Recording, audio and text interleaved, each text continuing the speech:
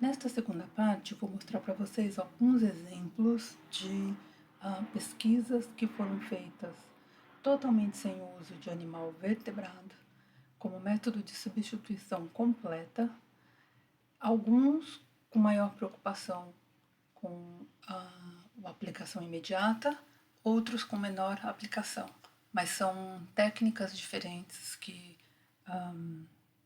eu gostaria de mostrar para vocês.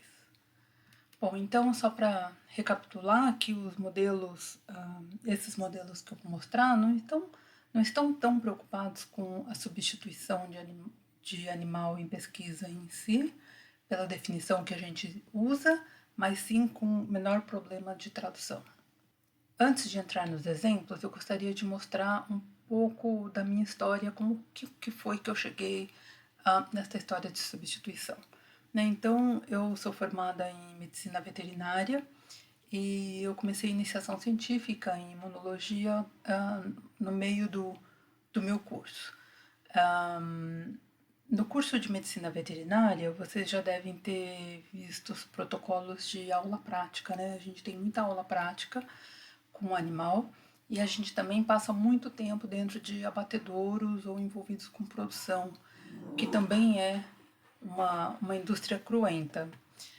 Então, nessa fase da minha vida, eu tinha um projeto de experimentação que envolvia animal e para mim começou aqui esse debate entre a condição de vida do animal de experimentação e a condição de vida do animal de produção de alimentos. Na sequência, eu fiz doutorado em imunologia, também com modelo animal, e uma parte do meu doutorado foi no departamento de bioquímica, na Escócia. Em algum ponto, eu precisei de fazer um experimento com células. Eu precisava de um animal como fonte de células. E eu não tinha licença, né, da CEOA local. A gente até brincava que era mais fácil fazer experimento com a rainha da Inglaterra do que conseguir uma licença para fazer experimentação animal lá. Então, o meu orientador arrumou a verba para eu poder fazer esses experimentos nos Estados Unidos, para vocês terem uma ideia da dificuldade que era poder fazer esses experimentos. A gente ia passar mais de ano para conseguir essa licença. Então, eu fui para os Estados Unidos para fazer esses experimentos. E um outro problema que eu enfrentei lá foram os ativistas, né? O meu prédio, apesar da gente ser um departamento de bioquímica que tradicionalmente não usa muito animal, quem está do lado de fora não sabe, né, qual departamento está onde. O prédio chamava Instituto de Pesquisa em Ciências da Vida. Então, viram um bolo e a gente tinha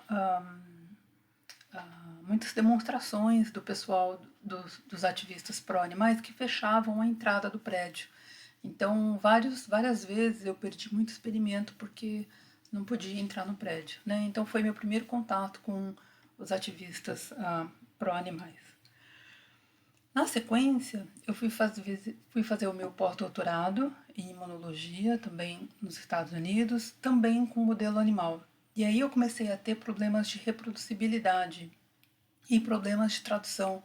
Muitos dos modelos que eu usei na época, eles não traduziam para o que a gente via em humano. Então foi a primeira vez que eu comecei a ter esse enfrentar essa situação de o que eu estou fazendo aqui com os animais não vira dados pré-clínicos. E aqui nesse caso, um dos projetos era com a Pfizer, era uma colaboração com a Pfizer, né, que tinha uma, uma necessidade de aplicabilidade imediata, né? Era claramente um projeto de medicina translacional sem a preocupação da tradução.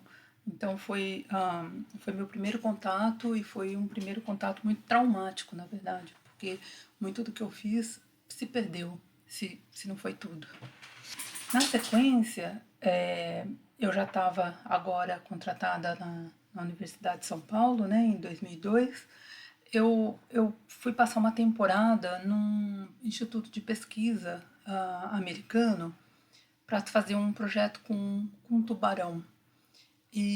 E a CEUA lá, que nos Estados Unidos chama IACUC, ela me obrigou, ela me daria licença se eu me comprometesse que nenhum animal seria sacrificado e eles seriam depois disponibilizados para soltura de volta no oceano, né, em alto mar.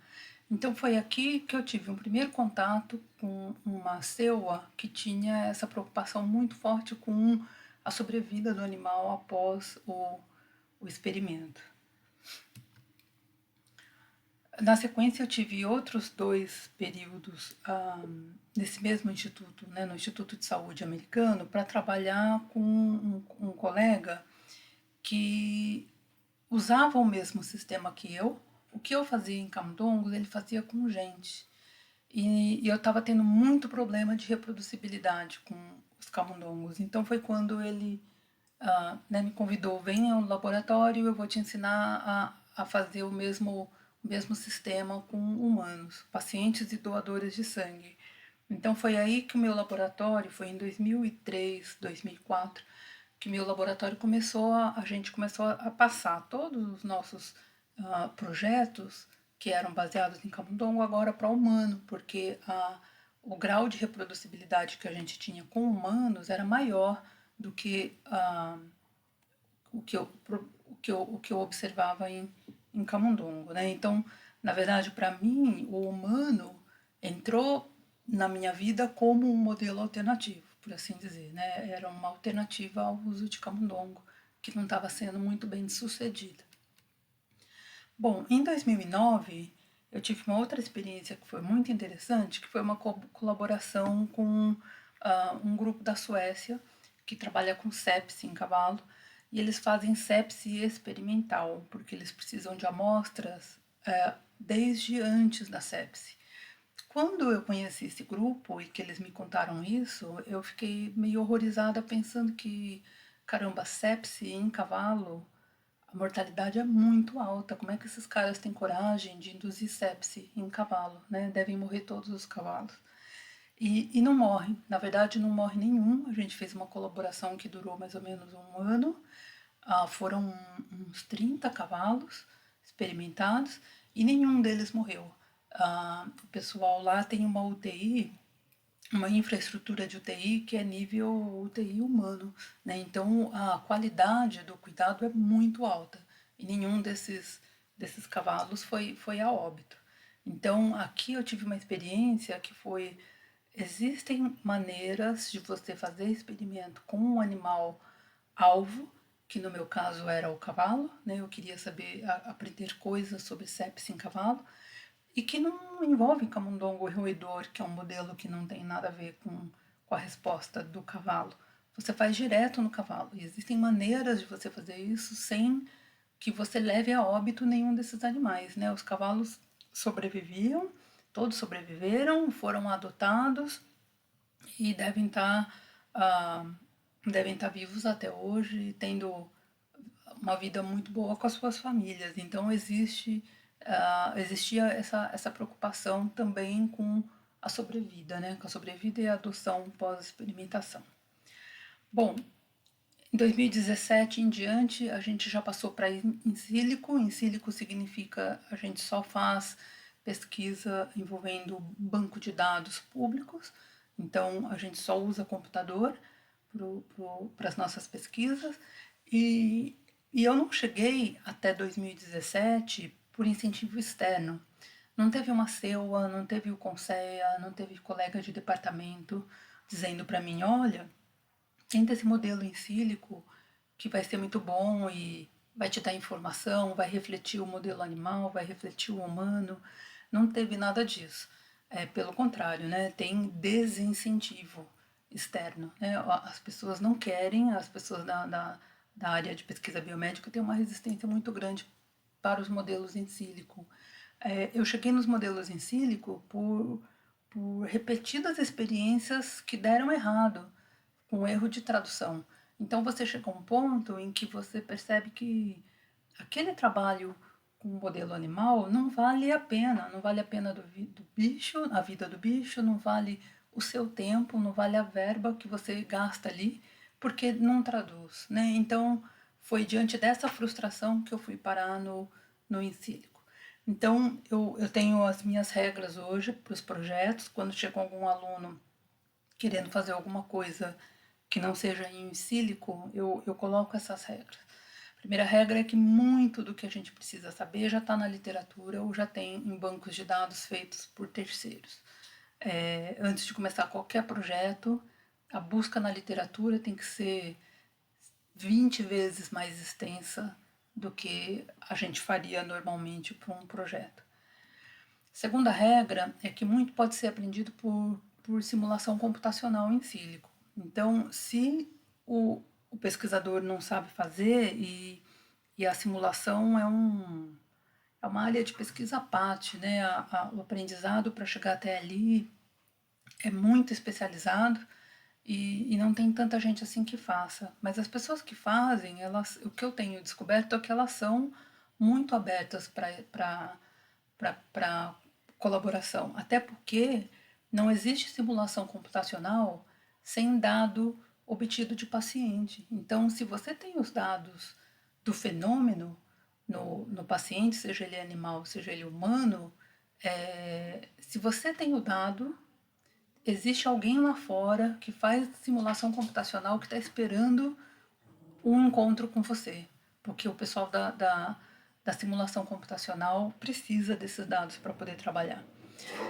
Então eu coloquei aqui esse cartoon que traduz muito bem o problema de tradução. O animal está doente e o médico está dizendo para ele tem um tratamento experimental feito em camundongos que parece muito promissor. Infelizmente você é um hamster. Os cartunistas parecem que capturaram muito bem esse dilema da tradução. Bom, então eu vou mostrar 3 exemplos de pesquisa usando substituição completa, que vão usar ensaios in vitro, simulações in sílico e tecido obtido de paciente. O primeiro exemplo é totalmente in sílico, usando dados de pacientes e simulação computacional. Então, nesse projeto, é um projeto do meu laboratório, é um projeto muito simples, que acho que vai ser fácil de entender para entender um outro achado importante da literatura, que é o seguinte. Então, o que a gente fez? A gente usou aprendizado de máquina, né, inteligência artificial, para minerar dados de prontuário. Então, nós coletamos 19 variáveis, então frequência cardíaca, temperatura, idade, etc., de 1.000 prontuários completos de cavalos que foram atendidos no hospital veterinário da universidade. Para cada uma dessas variáveis, a gente deu pontos de acordo com a gravidade clínica, né? Então, por exemplo, se o animal apresentava um problema no trato urinário superior, isso valia 8 pontos. Um problema no trato urinário inferior, isso valia 3 pontos, né? E assim por diante. Então, esses pontos são somados. Deixa eu só mostrar uma coisa aqui antes. Vocês vão ouvir muito mineração de dados, né? Mineração de dados, mineração aqui está sendo usado no sentido de garimpagem dos dados, como se fosse um garimpo mesmo. Você tem uma mina de dados e você agora vai lá garimpar quais são os dados que são importantes. Então, os pontos são somados, e aí agora a gente dá esses valores para o computador, né, para o programa de inteligência artificial. O programa vai trabalhar esses dados para descobrir quais são as variáveis que são mais importantes, que dão maior ganho de informação para descobrir o que eu quero descobrir. No nosso caso, a gente queria descobrir quais eram as variáveis que conseguiam predizer morte em 24 horas. Quais são as variáveis que indicam que esse cavalo vai a óbito em 24 horas. O computador constrói uma árvore de decisão, que eu já vou mostrar para vocês o que é, e treina e testa o modelo, né? Então, na árvore de decisão, o computador chega nisso aqui, ó. Então, o veterinário agora vai fazer a soma dos pontos. Se essa soma de pontos der menor que 50, esse animal vive nas próximas 24 horas. Se der acima de 50, ele vai ter que refinar essa predição. Se a frequência cardíaca estiver acima de 55 batimentos por minuto, tiver a presença de infecção aguda e a temperatura retal estiver acima de 38,9, isso é uma predição de óbito nas próximas 24 horas. Bom, então a gente dá para o computador dados de vários prontuários e ele agora vai refinar esse modelo e testar esse modelo, até chegar numa predição, num modelo, numa árvore que tenha uma predição de óbito e sobrevivência boa. No nosso caso foi quase 92% de acerto. Isso é muito bom porque um veterinário com 20 anos de experiência só num hospital de cavalos, a gente calculou que a predição correta dele é por volta de 70%. Então, se um programa de computador consegue 92%, isso melhora muito o manejo de uma UTI. Né? Então, a gente chamou esse programinha no final de Equi Sapiens, e eu já vou mostrar para vocês por quê, de onde vem esse nome. Bom, então, esse nosso Equi Sapiens foi inspirado pelo SAPS humano. SAPS significa Sistema de Prognóstico Baseado em Score, né, em atribuição de pontos para cada uma das características que o paciente apresenta. O SAPS humano já está na versão 3, SEP3, ele é usado em UTIs do mundo inteiro e ele é uma das principais bússolas para o pessoal médico de uma UTI para indicar o risco de morte do paciente. Se o paciente está indo bem, o paciente está melhorando, o paciente está piorando, aquele paciente precisa de mais atenção do que aquele outro ali. Ao ponto que, assim, raramente se encontra uma UTI hoje no mundo que não use o SAPS ou qualquer outro algoritmo de pontuação.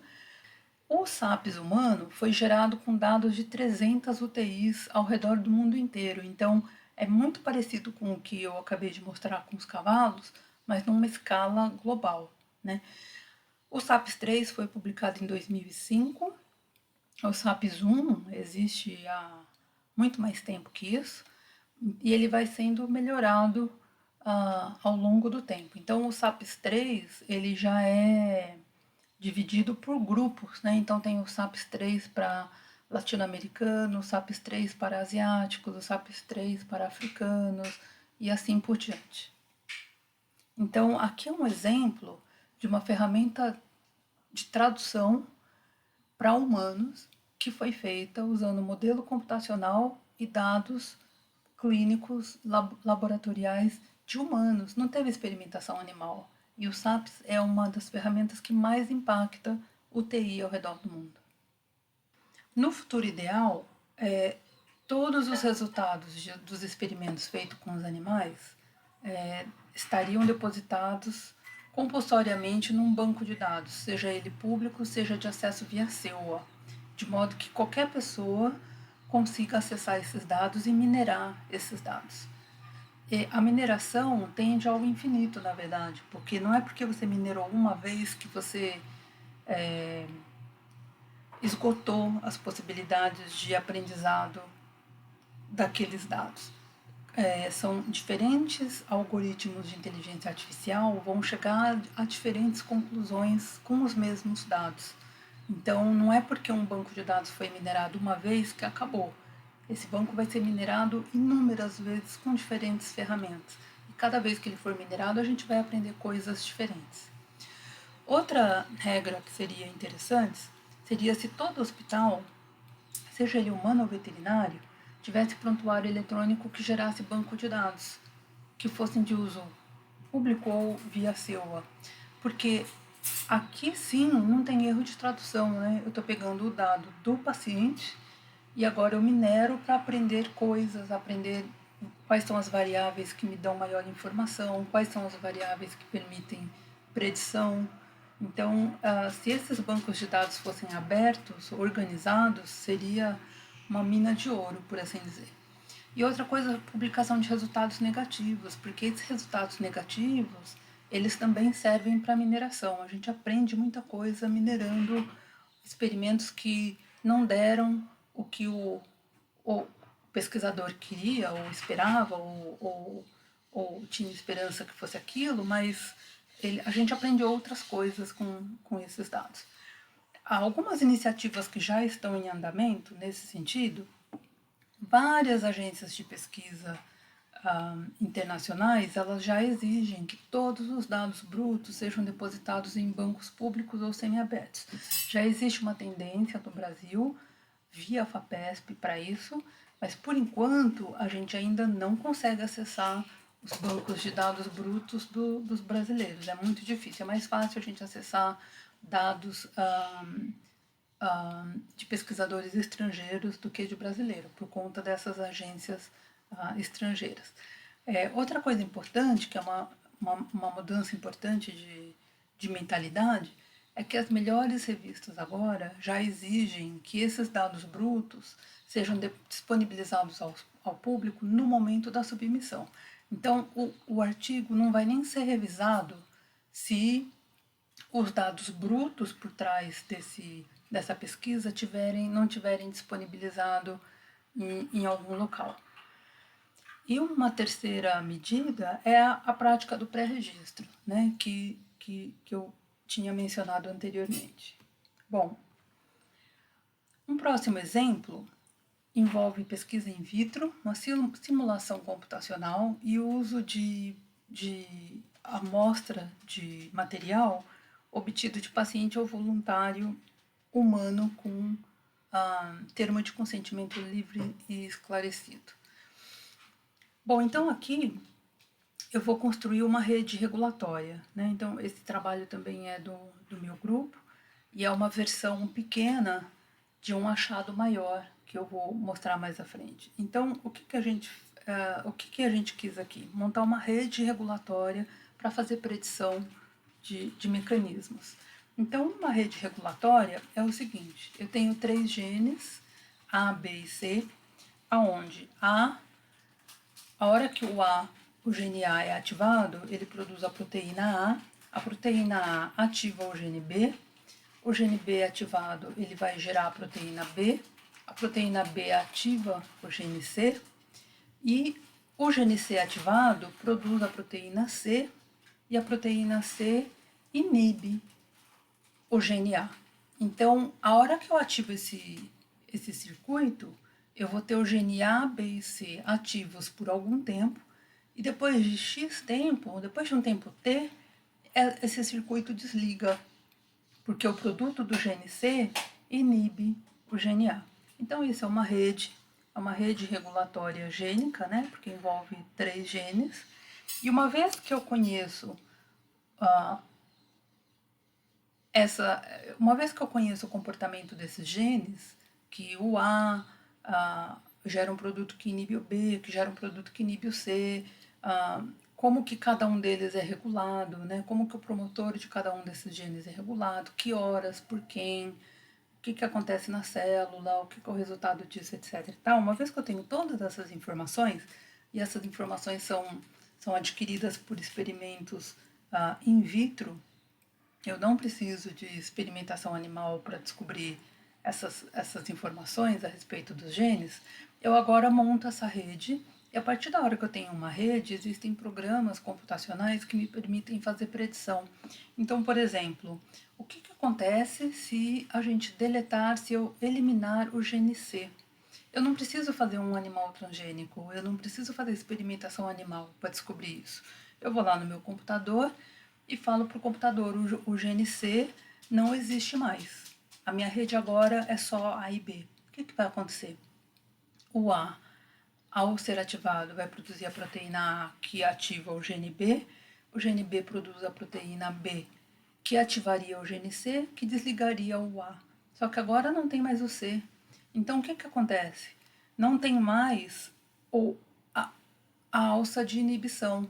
Então, depois de um tempo T, essa minha rede agora continua ligada para sempre, porque não tem mais quem desliga ela, que era a proteína C que veio do gene C. Então aqui já é uma predição do que acontece com o meu sistema na ausência do gene C. Na ausência do gene C, meu sistema fica ligado para sempre. A partir da hora que eu ligo ele, não tem o que desliga, porque não tem mais o gene C. Então isso é uma predição feita pela rede regulatória gênica. Muito bem, então o que a gente fez aqui? Eu peguei 3 humanos, um doador saudável, 2 pacientes. Nesse caso, a gente trabalha com linfócito B. O linfócito B, ele tem uma particularidade que quando ele é infectado por esse vírus aqui, o vírus EBV, ele é imortalizado. Então eu consigo fazer linhagens de linfócito de cada uma dessas pessoas e manter essa linhagem indefinidamente no laboratório. Então agora eu tenho essa linhagem que reflete o fenótipo do paciente. Eu tratei cada uma delas com diferentes drogas e eu medi a ativação de vários genes em diferentes tempos, né? De hora em hora eu fui lá e medi esse gene na hora 1, na hora 2, na hora 3, na hora 4, o que está acontecendo com cada um deles. Isso vira essa figura aqui, que eu já mostrei uma parecida lá naquele experimento dos 400 humanos, né? Então, quanto mais vermelho, mais ligado está o gene, quanto mais azul, mais desligado está o gene.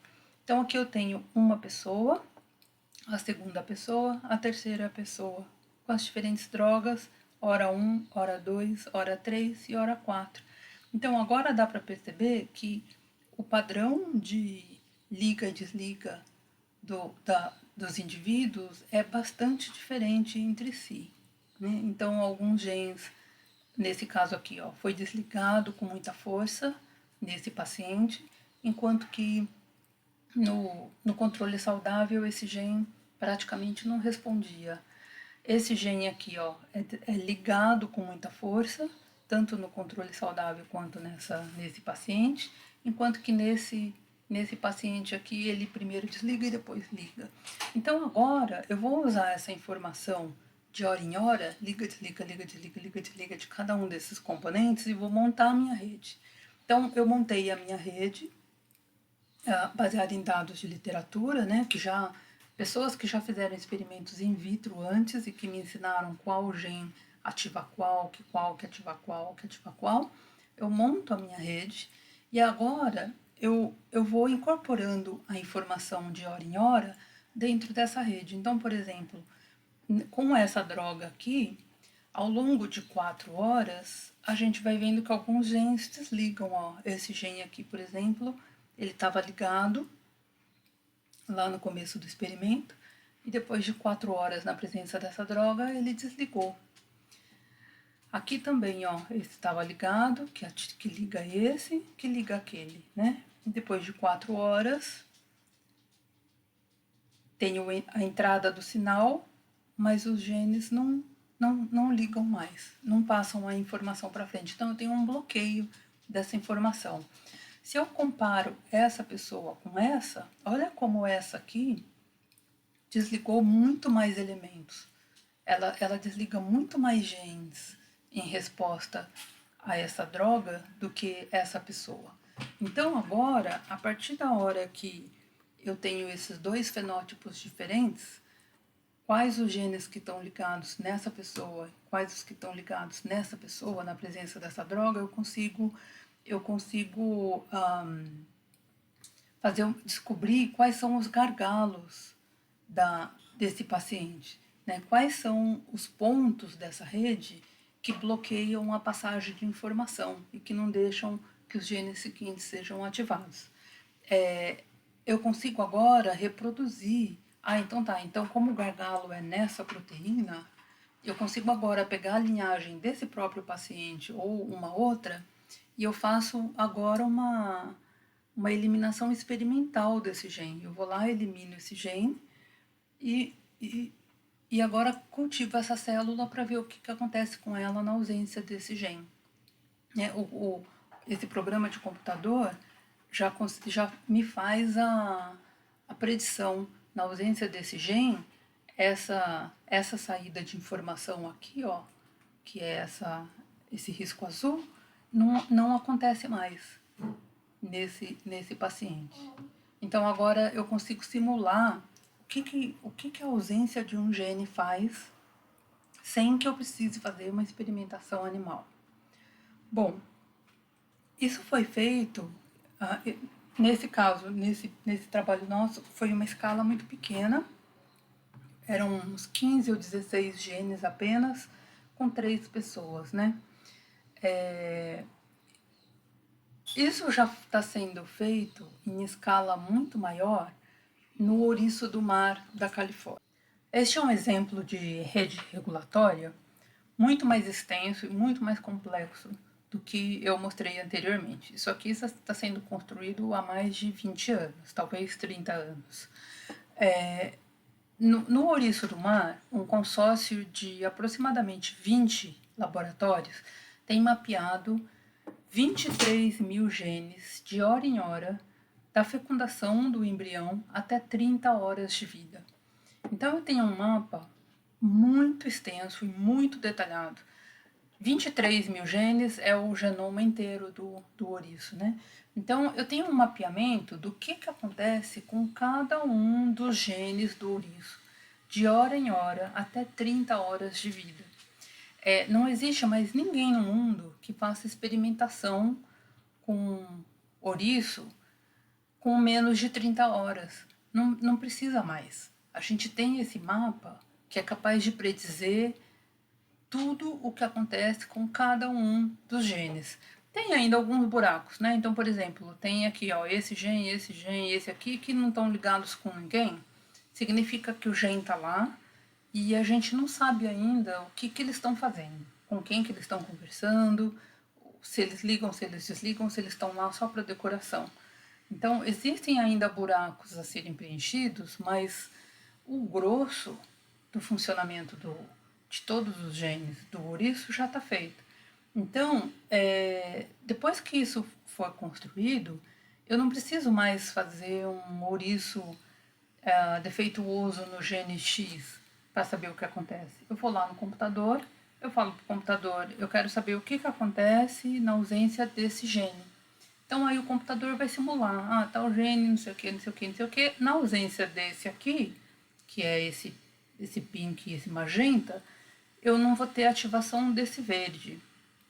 E por consequência, eu não vou ter ativação desse aqui, e desse aqui, e desse outro aqui, e assim por diante. E aí isso vai me dizer, na ausência desses 3 genes, a espícula do ouriço deixa de ser roxa e passa a ser branca.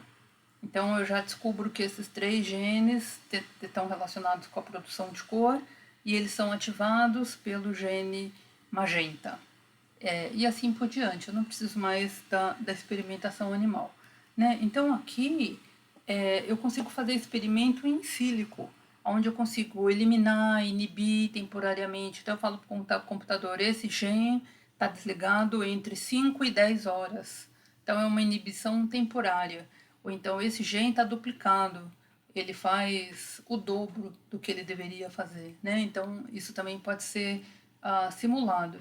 E com isso eu faço uma previsão dos fenótipos, o que cada gene, como que cada gene interfere no fenótipo final desse animal sem necessidade de experimentação. Aí alguém pode dizer, mas e o tanto de experimentação que precisou de ser feita para mapear esses 23 mil genes? Não é tanta experimentação assim, porque o método de aquisição de dados é em plataforma de high throughput, né, que significa muitos genes são investigados ao mesmo tempo.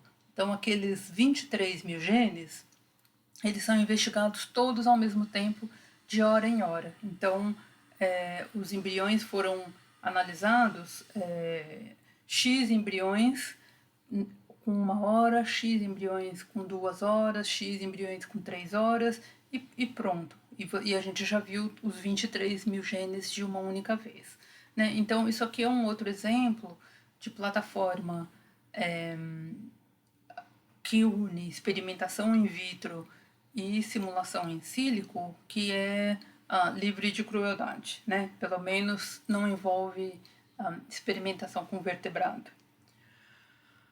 Um terceiro exemplo envolve simulação computacional e uso de material de paciente, né? Então, nesse caso aqui, também é do meu laboratório, o que a gente fez foi pegar amostras de sangue de paciente que está com sepse em UTI, coletando uma amostra a cada 24 horas, sendo que a primeira coleta foi antes da entrada na UTI. Então, pacientes com sepse, a sepse classificada de acordo com o algoritmo SAPS-3, né? Aqui como uma demonstração de que essa UTI é moderna. Aí a gente pegou cada uma delas, né, uma amostra na hora da entrada, no dia 2, no dia 3, no dia 4, no dia 5, quantificamos o RNA mensageiro para os genes de interesse, e isso vai dizer para a gente quais os genes que ligaram e quais os genes que desligaram ao longo do tempo do paciente na UTI. Então, isso ao longo do tempo, aqui agora, olha, dia 1, dia 2, dia 3, dia 4, esse gene sobe, desce, esse desce, depois sobe, esse aqui nada acontece, depois ele sobe, esse aqui sobe, sobe, sobe, sobe, sobe. A hora que a gente plota esses dados, e agora separando o paciente que sobreviveu contra o paciente que morreu, a gente percebe que tem um padrão de comportamento diferente dos genes que a gente estava analisando. E cada um deles vai ter uma fórmula diferente para descrição, né? Esse tipo de onda. Então, no paciente que vive, os genes ligam, desligam, liga, desliga, até que chega uma hora ele para. Enquanto que no paciente que morre, esse gene aumenta, aumenta, aumenta, aumenta, tendendo ao infinito. A partir da hora que eu sei isso, que eu tenho equações bem definidas que descrevem o comportamento desse gene, agora eu posso usar isso como um preditor. Então eu já sei que nesse caso aqui, o gene ativa e aí alguma coisa inibe, ele desliga. Aí ele volta a ser ativado, aí alguma coisa inibe, ele desliga. Aí chega uma hora que acaba o sinal que liga e que desliga, e ele volta ao equilíbrio. E nesse caso aqui, o que é que tenha ativado esse gene não tem o estímulo para desligar. Então ele fica ligado meio que para sempre até a hora que o paciente morre, né? Então agora, se eu tenho o valor de expressão desses dois genes em 2 pontos no paciente, por exemplo, quando ele entra na UTI e uma amostra 12 horas depois, pelo comportamento desse gene nas 2 amostras, eu consigo agora usar essas fórmulas e descobrir se os genes desse paciente se encaixam nesse padrão de comportamento ou se encaixam nesse padrão de comportamento, o que vai ser um preditor de morte. Então agora eu tenho, sem experimentação animal, 2 genes que o pessoal da UTI pode quantificar, fazendo isso aqui, jogar nessa fórmula e tentar fazer uma predição, né? Se essa sepse está indo por um caminho que vai reverter e resolver, ou se ela está indo para um caminho irreversível que vai resultar em morte. Então aqui são 3 exemplos em que o ponto de partida foi a ciência. A gente vai na literatura, a gente aprende o que está na literatura, a gente aprende com os erros de quem veio antes e a gente constrói em cima disso. E o que a gente está construindo pode servir para alguma coisa, pode não servir para alguma coisa, mas não tem, nesse tipo de abordagem, que envolve muita experimentação computacional, não tem uma tentativa de predição do resultado. Ah, esse resultado vai para cá ou esse resultado vai para lá. eu quero que vá para cá, então eu vou usar um modelo experimental que eu sei que sempre vai para lá. Não tem isso. Na verdade, eu não sei o que vai dar. A partir dos dados que eu inicio o projeto, a hora que eu coloco isso num programa de simulação computacional, o computador não tem o viés que eu tenho, que o experimentador tem, né? O computador é totalmente indiferente. Se vai dar sobrevida ou se vai dar morte, para ele tanto faz. Então, é uma análise menos enviesada do que a experimentação animal, no sentido que uma parte importante da análise dos dados é feito por uma máquina que não tem nenhum tipo de envolvimento emocional com aquela questão. Então, eu espero que esses 3 exemplos tenham sido ilustrativos de experimentação sem uso de animal. E aqui, assim, eu não quero mais fazer experimentação animal. Isso é uma questão minha. Agora, a motivação para usar esse método ou aquele método, essa simulação computacional ou aquela outra experimentação in vitro, não teve a ver com substituição. A partir da hora que eu decido que para mim o modelo animal não serve, porque tem um erro de tradução, eu vou ter que me virar e procurar alternativas para explorar aquelas perguntas que eu quero explorar. Então, não tem, pelo menos na minha pesquisa, a gente não está buscando, eu não estou fazendo pesquisa em substituição animal. Eu estou fazendo pesquisa para tentar entender como que esse gene ou aquele gene interfere com a resposta inflamatória de um humano ou de um cavalo. E para isso eu estou usando humano, cavalo e computador. Então, acho que a gente não pode propor para as pessoas, eu quero que você faça pesquisa em substituição. A gente tem que exigir da comunidade científica que ela faça pesquisa que traduza em mudança de terapêutica, se o projeto em questão tiver essa pretensão de projeto translacional. Existem os projetos básicos, que são outra história. No projeto básico eu quero entender como que funcionam os genes do ouriço, por exemplo. Então eu não preciso fazer experimentação com o camundongo para descobrir o que acontece no gene do ouriço. Eu vou interrogar os genes do ouriço in vitro, por exemplo.